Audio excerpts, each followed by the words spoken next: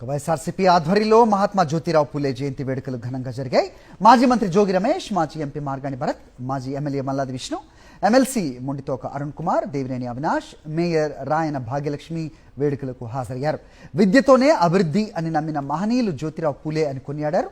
జ్యోతిరావు పూలే ఆశయాలను పుణికిపుచ్చుకున్న వ్యక్తి వైఎస్ జగన్ అని, వైఎస్ఆర్ ఫీజు రీఎంబర్స్మెంట్తో అది రుజువు అయిందని అన్నారు. బడుగు బలహీన వర్గాలు, మరీ ముఖ్యంగా మహిళలు చదువుకోవాలి, చదువు ఉంటేనే మనం ఎదగగలమని చెప్పిన ఆ మహనీయుడిని, ఆ మహనీయుడి ఆలోచనలకు అనుగుణంగా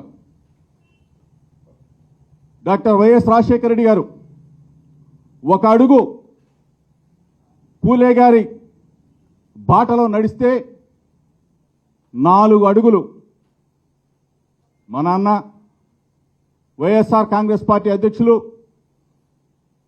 జగనన్న పూలే గారి విధానాన్ని నా నినాదం అంటూ పూలే గారు చేపట్టిన సంఘ సంస్కరణ విధానాన్ని,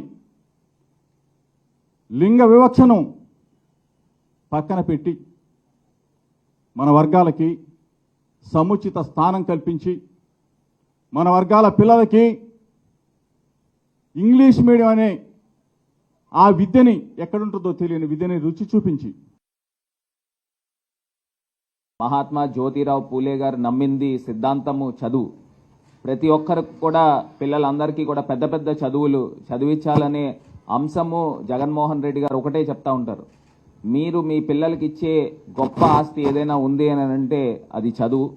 సో ఖచ్చితంగా మన పిల్లలందరినీ కూడా చదివించి, అదేవిధంగా జ్యోతిరావు పూలే గారు కూడా వారి సతీమణి అయిన సావిత్రిబాయి పూలే గారిని కూడా ఆ రోజుల్లో మరి మహిళలకు కూడా చదువు చెప్పాలి అనే ఒక అంశంతో మరి 100 సంవత్సరాల క్రితం, 160 సంవత్సరాల క్రితము మరి ఇవన్నీ కూడా పుణికిపుచ్చుకుని మరి ఇవాళ జగన్మోహన్ రెడ్డి గారు కూడా అడుగులు ముందుకు వేస్తున్నారు.